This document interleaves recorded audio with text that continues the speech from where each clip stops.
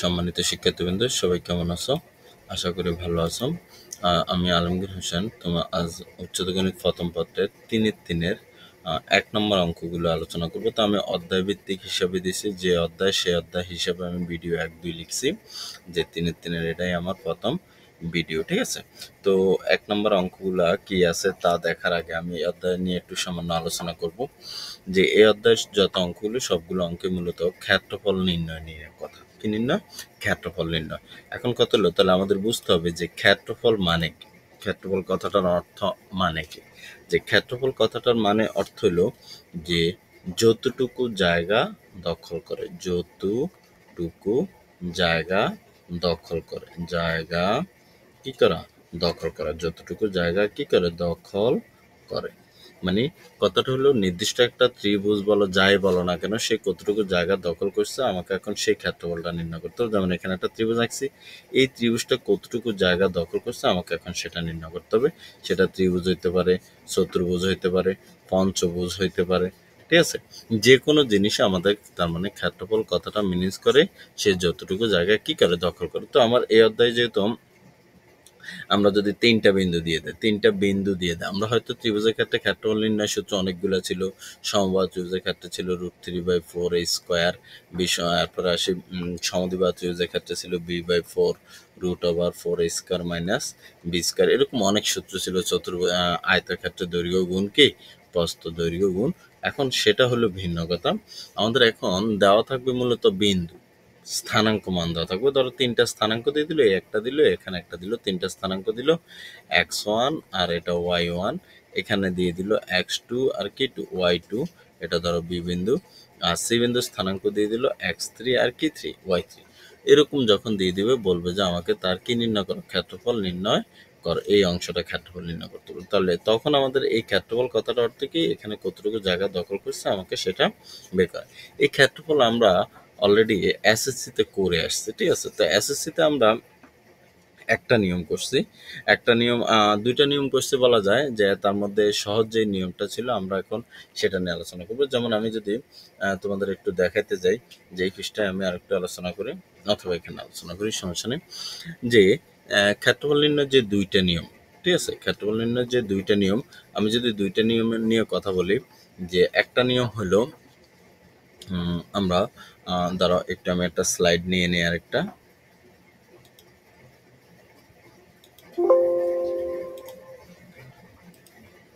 New slide আর দুইটা নিয়ে নিই, একটু বোঝাবো যেহেতু। তাহলে হ্যাঁ, এবার আসি আমরা যে আমাদের ক্ষেত্রফল নির্ণয় কথাটা আসবে। যেমন আমি যদি 3টা বিন্দু দেওয়া দেয়, আমাকে যদি বলে 3টা বিন্দু দেওয়া আছে, তাহলে ক্ষেত্রফল কিভাবে নির্ণয় করবো? যেমন আমি দিয়ে দিলাম এই একটা বিন্দু দিলাম x1 কি 1 y1, বি আর একটা বিন্দু দিলাম x2 আর কি 2 y2, সি আর একটা বিন্দু দিয়ে দিলাম x3 আর কি 3 y3। যদি বলে আমাকে ক্ষেত্রফল নির্ণয় করো, এই জিনিসটার ক্ষেত্রফল 3টা ভাবে নির্ণয়, সরি 2টা ভাবে আমরা এই বইয়ে আছে যেহেতু, তার মধ্যে একটা হইলে ব্যাপার যে কার ক্ষেত্রফল? ধরো এবিসি এর ক্ষেত্রফল। সেখানে এবিসি হইতে পারে, ত্রিভুজ হইতে পারে, ত্রিভুজ এবিসি এর কি ক্ষেত্রফল। তাহলে সূত্রটা আমাদের কি? সূত্রটা হলো লিখতে হবে হাফ, প্রথমে যে মানগুলো হবে সেগুলো হবে এক্স এর মান x1 x2 তারপরে কি 3 x3, মানে এভাবে লিখবো x1, তারপরে লিখবো x2, আবার x3, তার মানে x1 x2 x3। এই প্রথম যেই জিনিসটা থাকবে, যে মানটা, সেটা আবার শেষে লিখতে হবে, মানে আবার x1। ঠিক আছে? নিচে একইভাবে y1 y2 আর হলো কি 3 y3, আবার প্রথম অংশটা আসবে y1 এখানে। ঠিক আছে? এরপরে এভাবে লেখার পর এটা হলো 3টা থাকুক, 4টা থাকুক, 5টা থাকুক, যাই থাকুক না কেন, যদি থাকতো x4 তাহলে আবার x4 এখানে ওই প্রথমটা আবার শেষে বসাতে হবে। ধর আবার y5 যদি আরও থাকতো, যে ডি বিন্দু থাকতো, তাহলে আমরা কি করতাম? জাস্ট এখানে বাড়তো আর প্রথমটাকে আবার কই লিখতাম? শেষে লিখতাম। ঠিক আছে? তারপর আমাদের যেভাবে হবে হাফ, এই কর্নারের সাথে এটা গুণ হবে, তাহলে গুণ দিলে কি আসবে? x1 কি 2 y2, প্রথম বার সব প্লাস চিহ্ন হবে মাঝখানে। এরপর আসি x2 এর সাথে y3 গুণ দিলে সেখানে আসবে x2 কি 3 y3। হ্যাঁ, এখানে যদি কোনো কারণে মাইনাস থাকে তাহলে আগে গুণফলটা লিখবা, সেখানে কি আসে? ধরো x2 আর y3 যদি এখানে মাইনাস থাকে তাহলে মাইনাসটা প্লাস মাইনাস মাইনাস হবে। ঠিক আছে? সেটা ভিন্ন, কিন্তু অরিজিনাল মেইন সূত্রে এখানে কি ছিল? প্লাস। তারপরে আবার এটার সাথে এটা গুণ হবে, তাহলে প্লাস x3 কি1 y1। প্রথমবার সব দিছি যখন এভাবে কর্নারে গুণ দিছি, কর্নারে যখন গুণ দিছি তখন আমরা সব চিহ্নগুলো কি বসাইছি প্লাস। এবার এভাবে গুণ, যখন এভাবে গুণ দিব তখন এখানে মাইনাস বসাইতে হবে। তাহলে এটার সাথে এটা গুণ, এবার এভাবে x2 কি1 y1, এরপর আবারও মাইনাস x3 কি2 y2, এই x3 কি2 y2 আবারও কি মাইনাস, তারপরে কি এটার সাথে এটা x1 কি3 y। এবার ক্যালকুলেশন করলে, যেহেতু আমাদের যদি মান দেওয়া থাকে ক্যালকুলেশন করলে আমরা সেই ক্যালকুলেশনের অ্যান্সারটা লিখে ফেলবো, তাহলে হয়ে যাবে। ঠিক আছে, এই হইলো আমাদের একটা নিয়ম, যে এই নিয়মটা এখন আবার একটু কথাটা শুনো। যখন এই নিয়মের ক্ষেত্রে 3টা বিন্দু দেওয়া থাকে, সাইডটা আরও যদি দেওয়া থাকে ডি থাকে, আরও যদি ই থাকে, আরও যদি অ্যাপ থাকে, সবগুলা অঙ্কে চাইলে এই নিয়মে করা যাবে। আবার বলি, যতগুলা বিন্দু দেওয়া থাকে আমরা সকল যায় 5টা হোক 10টা হোক, যতগুলো বিন্দু থাকবে সবগুলো বিন্দুর ক্ষেত্রে আমরা এই নিয়মটাকে ফলো করতে পারবো। কি নির্ণয়ের ক্ষেত্রে? ক্ষেত্রফল নির্ণয়ের ক্ষেত্রে আমরা এই নিয়মটা ফলো। কিন্তু আরেকটা নিয়ম যেটা আছে সেটা শুধুমাত্র ত্রিভুজের ক্ষেত্রে। এই নিয়ম সকল অঙ্কের জন্য প্রযোজ্য। এই নিয়ম সকল ক্ষেত্রফলের জন্য প্রযোজ্য। এই নিয়ম সকল, মানে যেগুলো স্থানাঙ্ক দেওয়া থাকবে, সকল ক্ষেত্রফল নির্ণয়ের জন্য প্রযোজ্য। ক্ষেত্রফল নির্ণয়ের জন্য প্রযোজ্য। ঠিক আছে, মানে এই নিয়মটা, যেখানে বিন্দু যদি 4টা থাকুক 5টা থাকুক সমস্যা নেই, কোনো সমস্যা নেই, আমরা এই নিয়মে লিখবো। প্রথম মানটা শুধু আবার কোথায় লিখবো? শেষে লিখবো। আর এই যে আরেকটা নিয়ম দেখা যাচ্ছে সেটা শুধুমাত্র ত্রিভুজের ক্ষেত্রে, অন্যদের ক্ষেত্রে হবে না। শুধুমাত্র কিসের ক্ষেত্রে? ত্রিভুজের ক্ষেত্রে। তার মানে আমরা যদি এখন বলি ত্রিভুজের ক্ষেত্রে কয়টা নিয়ম পাচ্ছি? 2টা। একটা হলো এখানে একটা নিয়ম, আরেকটা এখানে একটা নিয়ম। এখন কত হলো, এই কোনটা ইউজ করলে আমাদের জন্য ভালো হবে? আমাদের জন্য বেস্ট হলো দোনোটা ইউজ করলে ভালো হবে, কিন্তু বুঝতে হবে যে কোন অঙ্কে কোনটা ব্যবহার করলে আমাদের ভালো হবে। হ্যাঁ, আমি এখন যে নিয়মটা দেখাবো, আবারও বিন্দুগুলো আমি ওই 3টা বিন্দুই রাখলাম, এ বি সি। আমি বলবো তারপরে কোন নিয়মটা আমরা কখন করব। নিয়ম একই, শুধু আমাদের এখানে চেঞ্জ মানে নিয়ম যেহেতু একই, তাহলে আমরা শুধু এখন এখানে এটা কাজ কি করব, সেটা হলো আমরা এখানে যে এই যে 3টা মান x1 x2 আর কি 3 x3, এই মানগুলাকে আমরা যেটা করব সেটা হলো আমাদের যে এগুলোকে আমরা, যারা ম্যাট্রিক্স বা নির্ণায়কের অঙ্ক করছো তাদের ক্ষেত্রে আমি যেটা বলবো সেটা হলো, তোমরা নির্ণায়কের অঙ্ক যারা করে থাকবা তাদের জন্য এটা একটু সুবিধা হবে, যে সেখানে যদি মান নির্ণয়টা বুঝে আসো তাহলে আমাদের জন্য কোনো সমস্যা নেই।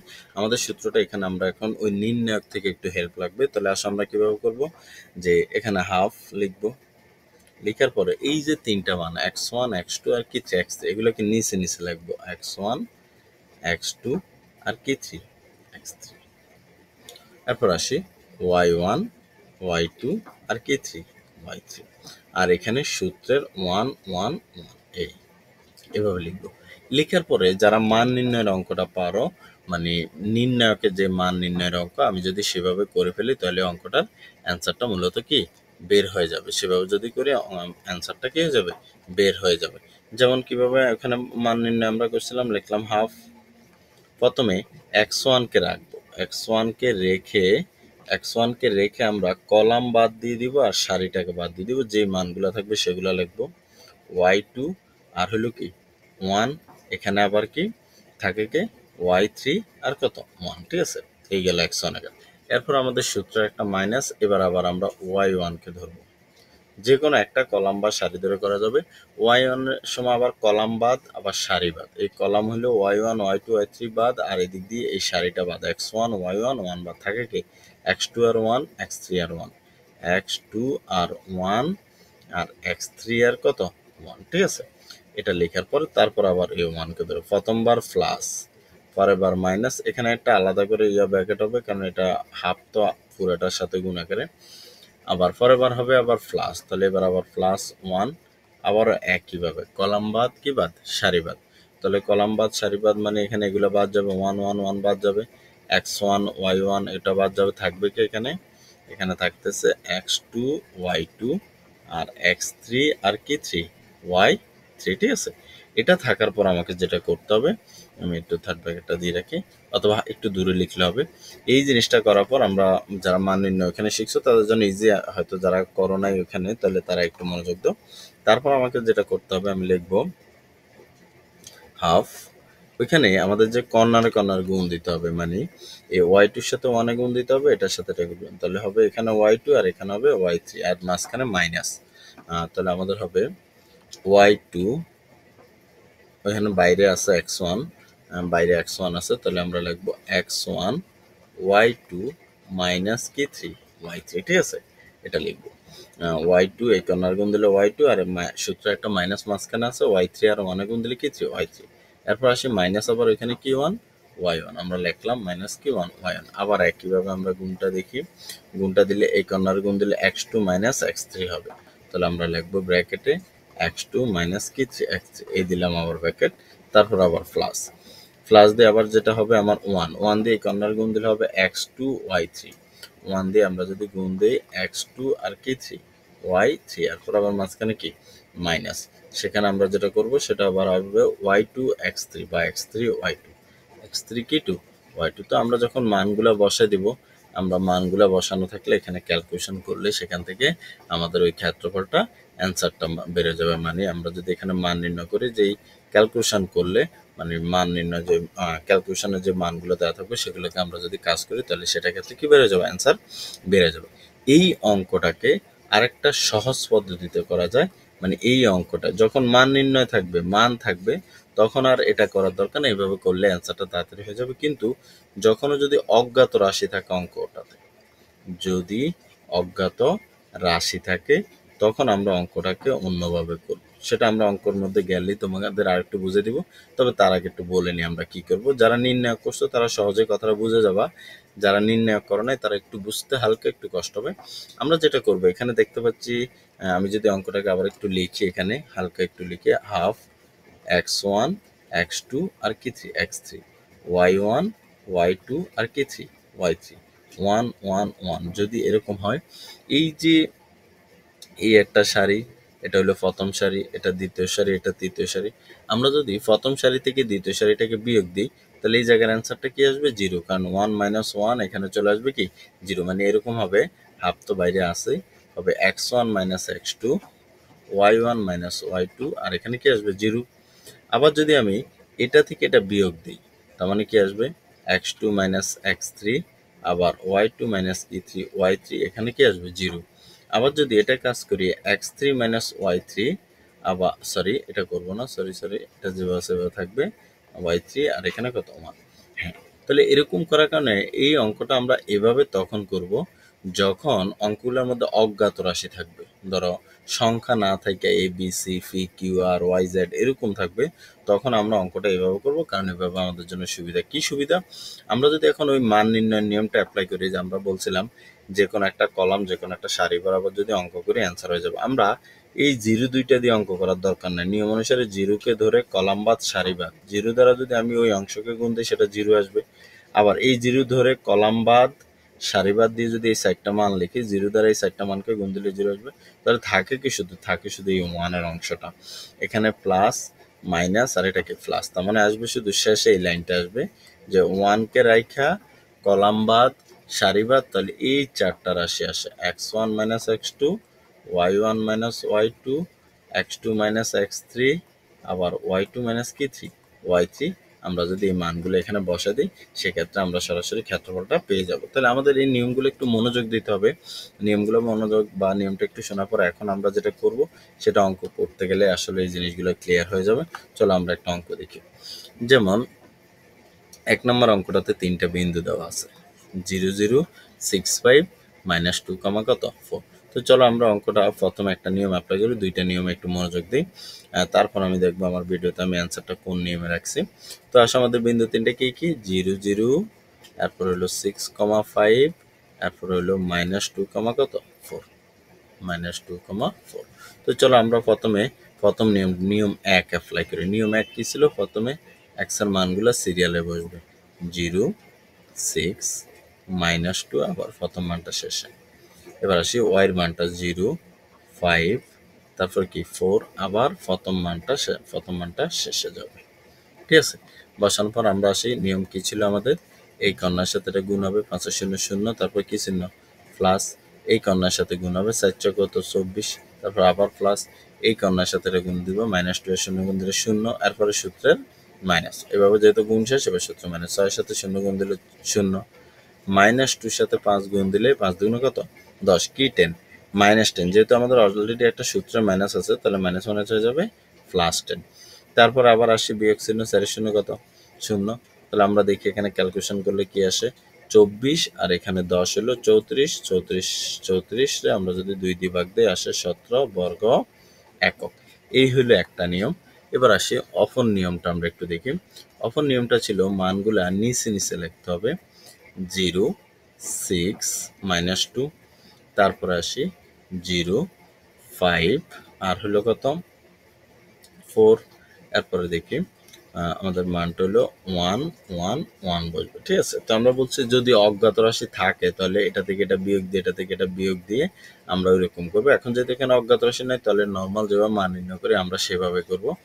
আমরা যদি নিয়মটা একটু মনোযোগ দিই আবার একটু বুঝাই, হাফ রাখলাম, 0কে ধরে কলাম বাদ সারি বাদ, খেয়াল করো 0কে ধরে আমি যদি কলাম বাদ দেই সারি বাদ দেই, 0কে ধরে কলাম বাদ আর হলো সারি বাদ থাকে কি 5 1 আর কি 4 1। আসলে এটা করার দরকার নাই, জিরোটা করার দরকার নাই, কারণ আমি যদি একটু পরে জিরো যেহেতু গুণ আকার আছে গুণ করলে এটা জিরো হয়ে যাবে, আমি বোঝানোর জন্য লিখছি আর কি। এবার আসে জিরো ধরে আবারও কলাম বাদ আর হলো সারি বাদ থাকে কি 6 1 6 1 -2 আর কত 1, সেটাও বাদ চলে যাবে, লাগবে না।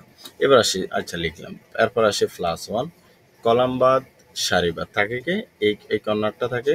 আবার বলি এই হইলো কলাম বাদ, এটা ধরে যেহেতু এই কলাম বাদ সারি বাদ এই চারটা থাকে 6 5 -2 আর কত 4, তাহলে এই 0 দিয়ে গুণ দিলে তো এটা 0 হয়ে যাবে, 0 দিয়ে যদি গুণ দিই এটাও 0 হয়ে যাবে, থাকবে আমার এখানে হাফ, আর এই কর্নার গুণ 4 কত 24 24, আর সূত্র একটা মাঝখানে মাইনাস, 5 দুনে কত 10, আর এখানে -10 আসছে, মাইনাস মাইনাসে কি +10, তার মানে কি হলো 34 ভাগ 2 কত আসলো 17। এই হলো আমার সেকেন্ড নিয়ম। আমি বলছি এটা থেকে এটা বিয়োগ দিব, এটা থেকে এটা বিয়োগ দিব, ওই নিয়মটা তখন করব যখন অজ্ঞাত রাশি থাকবে, অন্য সময় না। যদি অজ্ঞাত রাশি থাকে তাহলে একমাত্র সেই নিয়মটা কি করবো অ্যাপ্লাই করবো। ঠিক আছে, আসলে ক্ষেত্রফলটা যদি ভালোভাবে পেরে যাও তোমার এই অধ্যায়ের অঙ্কগুলো কিন্তু ইজি হয়ে যাবে। আর ক্ষেত্রফল নির্ণয় যদি তুমি ঠিকমতো না পারো দেখা গেছে তুমি সেখানে অঙ্কগুলো করতে কষ্ট হবে। এটা হলো নিয়ম 1 আর এটা হলো নিয়ম কত 2। তাহলে নিয়ম 1 সকল অঙ্কের ক্ষেত্রে প্রযোজ্য, আর নিয়ম 2 শুধুমাত্র 3টা বিন্দু দেওয়া থাকলে প্রযোজ্য। ঠিক আছে, এবার আসি আমরা অঙ্কটা একটু দেখি। হ্যাঁ, আমরা লিখছি ত্রিভুজের ক্ষেত্রফল হাফ লিখে নিয়ম 2 দিয়ে অঙ্কটা করছি আর কি, নিয়ম 2 দিয়ে। ঠিক আছে, তো মানটা বসালাম কি এই যে x1 x2 x3 y1 y2 y3 1 1 1, তারপর আমাদের যে মান নির্ণয় যে নিয়মে যেহেতু এখানে শূন্য এখানে শূন্য ওই অংশটা আর লেখা হয়নি, শুধু এই 1কে ধরে কাজটা করা হয়েছে। 1 বরাবর বাদ কলাম বাদ আর কি বাদ সারি বাদ থাকে 6 5 -2 4, সেখানে 24 যোগ 10 কত আসছে 17 বর্গ একক। ঠিক আছে, 0 0 ধরে কেন করা হয় না এখানে লেখা হয় না সরাসরি, কারণ এটা তো বাদই, শুধু 1কে ধরে করা হয়েছে কলাম বাদ সারি বাদ, এই চারটা মানকে লেখা হয়েছে। এই কর্নার গুণ 4 4 24 5 2 10 মাইনাস মাইনাসে +10। ঠিক আছে, এবার আসে আরেকটা যখন করছে একইভাবে লেখা হয়েছে, লিখে আমাদের মান নির্ণয় প্রথমে 6কে ধরে কলাম বাদ সারি বাদ থাকে 0 1, সেখানে সরাসরি করা হয়েছে। তোমরা চাইলে এক লাইন বেশি করতে পারো, হাফ লিখে প্রথমে 6 লিখে কলাম বাদ সারি বাদ সেখানে থাকে 0 1 0 1 -4 আর কত 1, এরপর আবার কাকে ধরে 5 প্রথমবার প্লাস চিহ্ন পরেরবার কি চিহ্ন মাইনাস চিহ্ন 5, আবার কলাম বাদ এই বরাবর বাদ এটা বাদ সারি বাদ, তাহলে থাকে -5 1 আর হইলো -9 আর হইলো কত 1। এরপর আসি 1কে ধরে +1কে ধরে কলাম বাদ সারি বাদ সেখানে আসে -5 আর 0 আর -9 আর কত -4। তাহলে আমরা সেখানে যদি কাজ করি একটু দেখি, হাফ এই কর্নারে যখন এটা গুণ দিবে তখন 0 হয়ে যাবে, তাহলে আসবে হাফটা একটু বাইরে হবে, হাফটা হ্যাঁ 6 লিখে এই কর্নার গুণ দিলে কত 0 আর এই কর্নার গুণ দিলে -4, আমরা জানি সূত্রের একটা মাইনাস আছে, মাইনাস মাইনাস হয়ে যাবে কি 4 +4, এখানে আবার -5 এই কর্নার গুণ দিলে কি তাহলে -5 আর ওইখানে কিন্তু সূত্রের মাইনাস লিখলাম, আর 9 কে 9 কি না -9 না, তাহলে -1 হবে +9। ঠিক সেম ভাবে এখানে এই কর্নার গুণ দিলে -1 আছে প্লাস 4 5 কত 20, এই সূত্রের মাইনাস। এবার 0 আর 9 গুণ দিলে তো 0 হবে সেটা।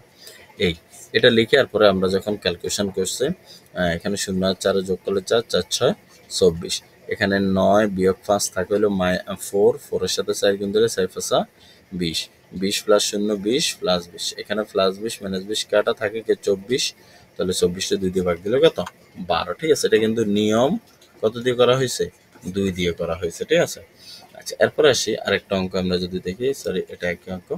আচ্ছা এটাই এখানে ক্ষেত্রফলগুলো আসলে এই দুইটা অঙ্কে রাখছি, সবগুলো অঙ্ক তোমরা একই নিয়মে করবা, ক্ষেত্রফল যে কোনো একটা নিয়ম ফলো করো। তবে আমার প্রথমে যে কথাগুলো বলছি সেগুলো একটু তোমাদের আসলে মনে রাখতে হবে, আর ক্ষেত্রফল ভালো পারলে তুমি আর অঙ্কগুলো অতি দ্রুত পারবা, কারণ এখানে সবগুলো অঙ্কে ক্ষেত্রফল নিয়ম। তো আশা করি বুঝতে পারছো, তারপরে যদি না বুঝে থাকো আমাকে কমেন্ট বক্সে জানাবো। ধন্যবাদ।